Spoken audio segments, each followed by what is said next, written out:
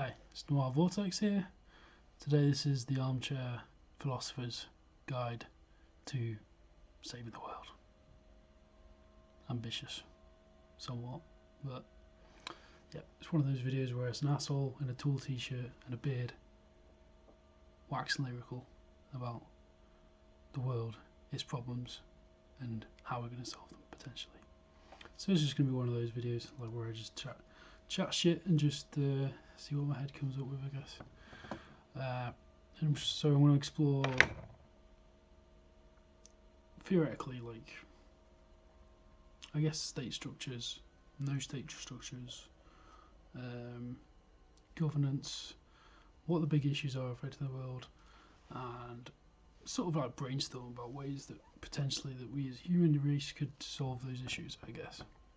Hopefully I'll inject a little bit of comedy into it as well. I don't want it to be too dry and boring, I guess, essentially. Okay, so what are the big issues I think that are facing the world at the minute? So obviously it's environment, it's a big one. Kind of like paradigms, obviously, is like we live in a capitalist society. Liberal democracies, mostly in the Western world. I wanted to sort of approach this from a Western perspective, obviously, but I'll try to include other geopolitical forces, I guess. So,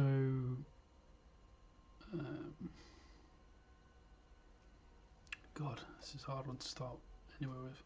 So, it sort of feels like there is an importance, there is a welling up of people searching for alternatives in the minute, but it's not really clear how is it alternatives would actually be implemented. So, like communism and like left-wing ideology has sort of made a comeback, which has been surprising to me, just judging from the social networks and just the general trends of culture. So I sort of touched upon a bit on that in my last video, but I thought I'd explore that a bit. So obviously, like communism, socialism, even anarchism have got a long theoretical history. There's been communist implementations which have been attempted. There's been anarchist societies that have flourished in the past, or not flourished necessarily, but been attempted at least.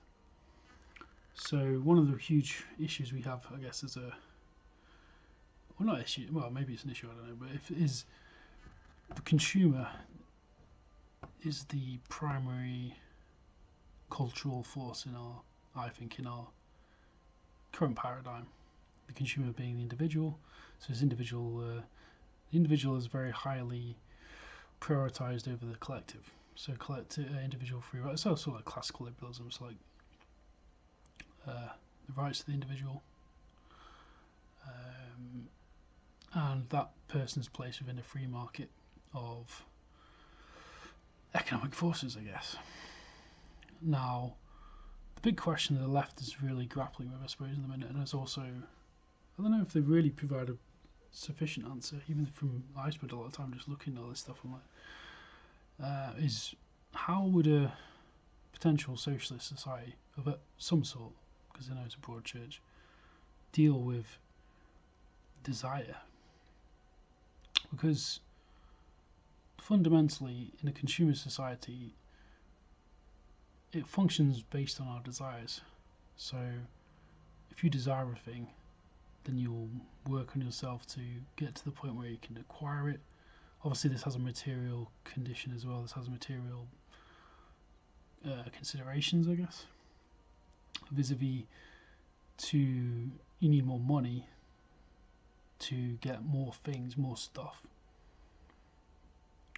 Now obviously in a socialist society, the means of production, i.e. the means of by which stuff is made, is owned by the producers of those things. So in theory it flattens out the actual production part of it.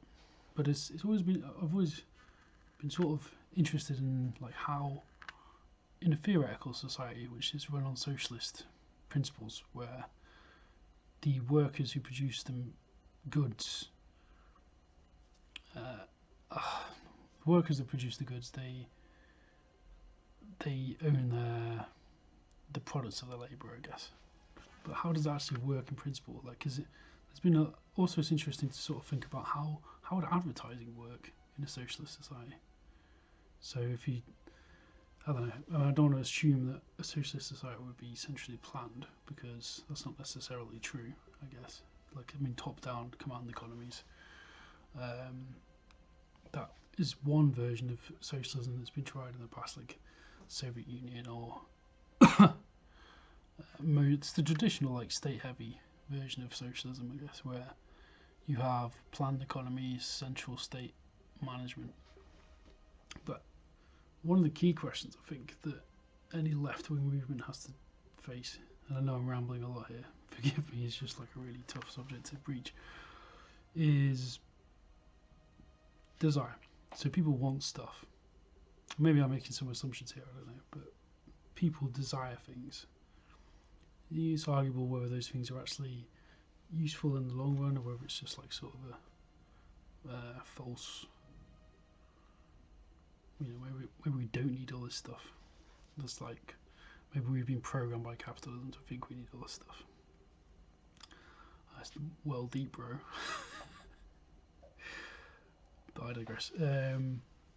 Yeah. So, okay, let me just rethink what I'm going to say. I'm just stumped a bit now. So, I guess in the traditional, like, Marxist-Leninist structures that emerged, Lenin's thing was that you needed like a vanguard party who would install a dictatorship of the proletariat, as it was called, who would then usher in full communism, which would be stateless. In theory, would be a stateless, equal, egalitarian society. Now, obviously, it didn't really pan out that way. It panned out that the dictatorship of the proletariat got put in charge, and there's a sort of almost Orwellian phrase in many respects. And then they stayed in charge, really, which sort of is almost obvious in some respects that would happen. I know I'm rambling a lot here. I'm really self-conscious at the minute, actually, for some reason. So, what about some libertarian, like, socialist perspectives? So I've been looking into Guy Debord again a bit recently, Society of the Spectacle, which many people would argue is the world that we live in now, which is like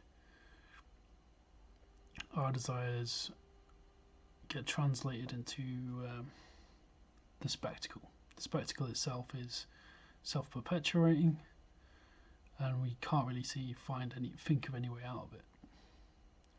But it seems like we're in a crisis moment where we need to think about some alternatives, maybe. I don't know. It's all really sort of hey up, Noir Vortex here, and gonna do what is probably quite an ambitious video. Working title for this is stop my video then by accident. So yeah, so like there's the idea of the green tech sector, like, so that a society which is based around sustainable technology of some sort, which could cause problems in the future, obviously, as well. There will be unforeseen consequences of doing that, but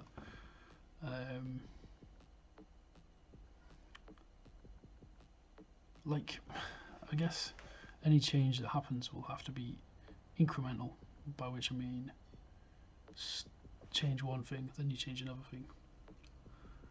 I think a lot of the paradigm at the minute, a lot of the feeling is that people want things to radically change overnight. Some people even think that we've got no choice now, that we have to do that. What choice do we have? We have to completely overhaul the system, as it were. But I don't know, I think that's sort of naive, I guess. Like, you can't just change an entire system overnight. So, I know this is going to be very rambling. It is very rambling. But, well, going back to like democracy as a value, and democracy as a way of running society.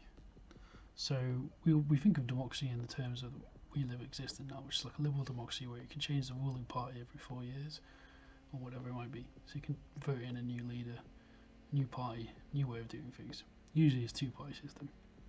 Sometimes three-party system, but usually it's two, or coalition systems. Now, what ways could we utilise technology? So let me just brainstorm some shit. Obviously, you could use the internet to increase democracy, increase democratisation, sort of like local level democracy, I guess. But obviously, it relies on participation by the civilians of the state or the nation state, or whatever it is, whatever form it is. So I guess it's sort of Athenian democracy, actually, rooting it back to sort of like old philosophy. Like Athenian democracy is like direct democracy. Well, not quite. Yeah, sort of like direct, from what I understand of it anyway. Sort of like direct democracy. So a local area governs its own matters. I mean, a lot of things, something that anarchists have grappled with a lot in theory is, so if you have no state which runs things, administration, how would you actually run things? How would things actually function on just a day-to-day level? And I think it does, like most contemporary anarchist theory that I'm aware of, does go back to that sort of direct democracy idea of like, which is imposing an administration. Like, one thing that I get confused with that though is how can you have an administration without having an organisation, which then you'd assume organisation or hierarchy would develop as a result of that, I guess. So I'm not reaching any conclusions here, but I'm sort of having interesting thoughts. So I guess, yeah, I don't know where to get from here. So obviously, I don't think command economies work that efficiently. I think we've figured that out from history, and obviously, you know, people will say parts of it does work, but I think history bears out that it doesn't really. It's utopian. It's in its actual execution usually. Sometimes even dystopian in actual execution. Utopian in ideal, dystopian in execution, I guess. Oh, I'm rambling like a motherfucker. So, yeah. What would a workable anarchy look like, I guess? Or workable anarchism, or workable alternative? And how, again, return to the desire question, how could desire of individuals manifest in a collectivized system? So, I wonder what part big data could play in this. Because obviously, like Google and all these tech giants have all these huge repositories, really, of our data about us, like purchasing choices, what we're like searching for, probably your favourite porno, probably your favourite films, like your purchases, blah blah blah blah, all that shit. So assume for a second that we've somehow created the start of a, like, workers own the means of production, so they have like an equal share in whatever company that they work for, and these companies form councils or unionize the world over. We've got to that point. We eliminate national borders. Got to that point. How could we actually utilise technology in a way that would make... You'd probably have to have some degree of free market still, I guess, because these companies, even if they're owned by the workers own those means of production of those individual companies, there's still going to have to be a competitive element in the sense that people will want to buy the products of individual companies, and if there's not just going to be one state company, is there? So there'd still be a competitive marketplace. I think I'm getting some sort of point here. So you still have to have some sort of free market, as far as I can tell. Like if to be like I don't know, like you have federation of let's just think of an example, shoe creators, and in that federation you'd have different organisations owned by workers, but still producing different goods, and people would still have to make a choice within those federations of goods, I guess. Bit muddled that explanation, I guess, but just trying to think of it. So, just thinking of how could you create algorithms that somehow, I mean, they already exist, I guess. Like, I mean, if you're on any website, like e-commerce sites, they direct you to goods based on your previous transactions. But again, it sort of then returns to algorithmic processes which are driving the actual consumer choices. So I don't know if we can escape that one, really. We've already let that sort of cat out of the box, as it were. Yeah, algorithmic anarchism. That's an interesting thought. Just trying to expand on that. So traditionally, the conception of like a socialist or like utopian sort of lefty worldview has been to maximise individual creative expression over like wage slavery. So wage slavery being just working just to make ends meet versus having a creative outlet and expression for yourself to the maximum potential that you hold. So I'm starting to lose my point now. So I guess let's explore automation as well a bit, because that's obviously raised quite a lot of these sort of discussions, I guess. So there's some Marxist thing I read part of it ages ago, Fragment of Machines, which explores this question of automation of labour. So, and I guess it's that phrase that's often used, that full luxury space communism. This idea that we can automate labour using machinery and AI, which then maximises the amount of time we have to spend developing ourselves as individuals. So I guess potentially there is some potential there, assuming we can get the technology to the correct level of automating very boring labour processes. Or not very boring labour processes, very essential ones actually, but not ones which really provide any meaningful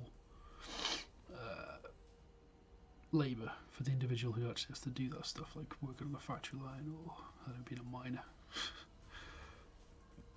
So then, going back to the works in control of the means of their own production. So, if those productive forces are, if those productive like mechanisms, I mean, really are done by machines or artificial intelligence, then that, if you can automate a part of the economy away, basically, maybe that frees us up potentially to some sort of anarchist utopia, I guess, or communist utopia, or whatever you want to call it. Definitions sort of mix. We're a long way off there, though, and I guess, like, this phrase of like arguably predatory capitalism we're in, and it's not really as predatory as it's always been. It's been far worse, in the Victorian area. It's just a different world, but sort of neoliberal capitalist society we live in. It's a paradigm, I guess. So, yeah. Algorithmic anarchism. Lost my train of thought now. So, yeah. Can we automate away our problems? I guess I'll answer the question below because I have no fucking idea. I think I'll leave it at that now. That's just a stream of consciousness. Leave your thoughts below. I'm just going to do like a few more of these stream of consciousness videos where I just wax verbatim off the top of my head about things, probably in this similar way where it's like sort of off the cuff and a bit haphazard, but whatever, that's just how I do things, I guess. I don't expect you to like or subscribe to that, but